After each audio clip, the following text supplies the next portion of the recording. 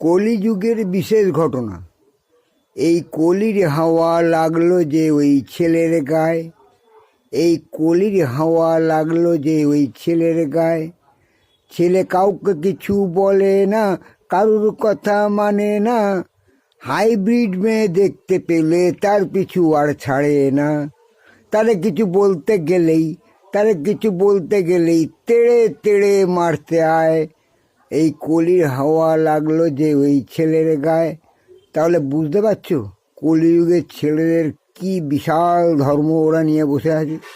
এ হচ্ছে অখণ্ড ধর্ম। এ ধর্ম অখণ্ড। এ ধর্ম কোনদিন যাবে না। কেন? যুগটা হচ্ছে কলির যুগ। সমস্তটাই পাপে ভরা। যত পাপ করবে তত তোমাদের উন্নতি হবে, যত মিথ্যে কথা বলবে তত তোমাদের মিথ্যে প্ররোচনা পেয়ে আরও উন্নতি হবে। যত তোমরা সত্যি কথা বলবে অধঃপথে চলে যাবে। সত্যের কোনো মূল্য নেই। মিথ্যে এখন রমরমা বাজার। যে মিথ্যে বলে, যে মিথ্যে কাজ করে, যে মিথ্যে জন্মে জন্মিত, তাদের রমরমা। আর যে সত্যিকারের সৎ, যে সত্যি কথা বলে, যে সবাইকে নিয়ে ভালোবেসে থাকতে চায়, তাদের কোনো বাজার নেই। তারা একদম জিরো। আর মিথ্যেবাদীরা এখন সব হিরো।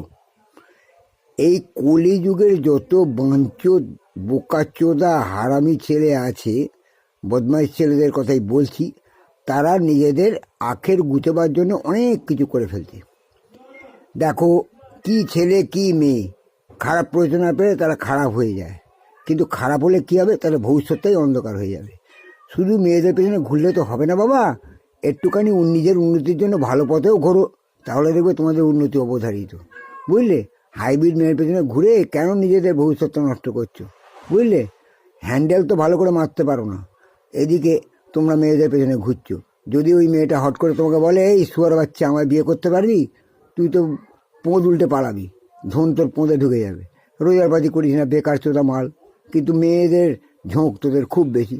তাই বলছি, এসবগুলো ছেড়ে ভালো পথে এসে নিজের ভবিষ্যৎটা গোছাও, নিজের কোয়ালিটিটা জাগ্রত করো, নিজেদের উপার্জনের পথটা পরিষ্কার করো। দেখবে তোমাদের সবাই ভালোবাসবে। বুঝলে?